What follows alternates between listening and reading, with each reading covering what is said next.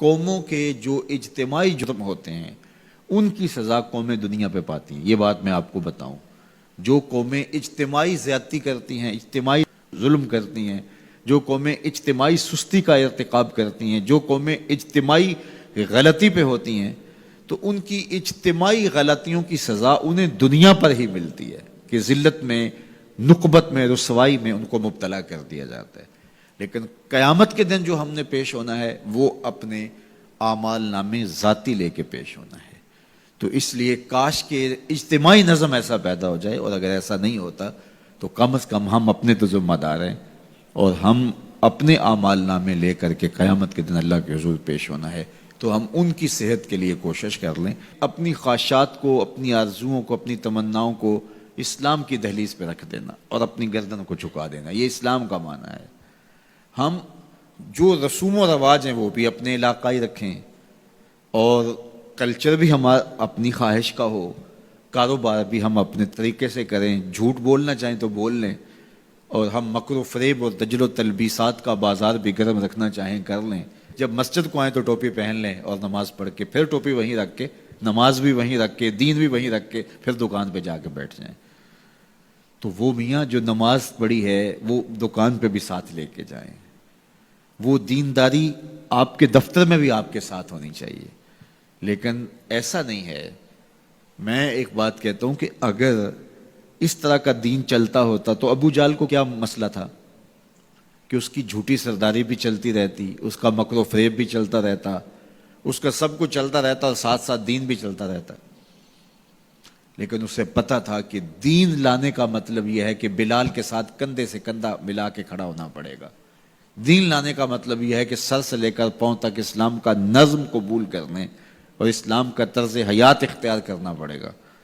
تو اسلام لانے کا مطلب یہ ہے کہ جب ہم مسلمان ہوئے تو پھر حضور کا دیا ہوا سارا نظام ہم اپنی روحوں میں اتار لیں گے. تو مجھے اور آپ کو اپنی خواہشات، اپنا طرز زندگی، اپنا انداز معاشرت حضور کے لائے ہوئے نظم کے مطابق اختیار کرنا پڑے گا. صرف نمازوں کا نام ہی دین نہیں ہے، سر پہ امامہ رکھ لینے کا اور داڑھی سجا لینے کا نام ہی دین نہیں ہے. ہماری رسوم و رواج بھی بدلنی چاہیے، ہماری سوچ اور فکر بھی بدلنی چاہیے، ہمارا طرز زندگی بھی بدلنا چاہیے، ہماری سوچوں کے زاویے بھی اسلام کے دیے ہوئے اصولوں کے مطابق طے ہوں.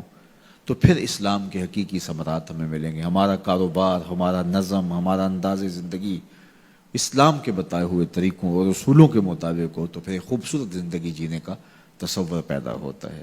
تو اللہ تعالی ہم سب کو اپنی راہوں کا مسافر بنائے، اور اللہ ایسے اسباب پیدا کر دے اور اس کا حصے دار ہمیں بھی بنائے، ممبر و محراب کے دیگر ذمہ داران کو بھی بنائے کہ وہ ایک اجتماعی نظم قائم کرنے میں کامیاب ہوں. سب سے پہلی اس کی ضرورت تعلیم و تعلم ہے. میں تو یہ کہتا ہوں کہ بہت سارے ممبر و محراب کے وارثوں کا اور وہ جو مسند نشین لوگ ہیں ان کا اپنا فہم دینی ناقص ہے، یعنی اپنا شعور دین ہی کامل نہیں ہے. تو جب ان کا اپنا فہم دین ہی ناقص ہوگا تو یہ کس طرح پھر ایک اجتماعی نظم کے ذریعے اسلام کی حقیقی شکل اور صورت پیش کر سکتے ہیں.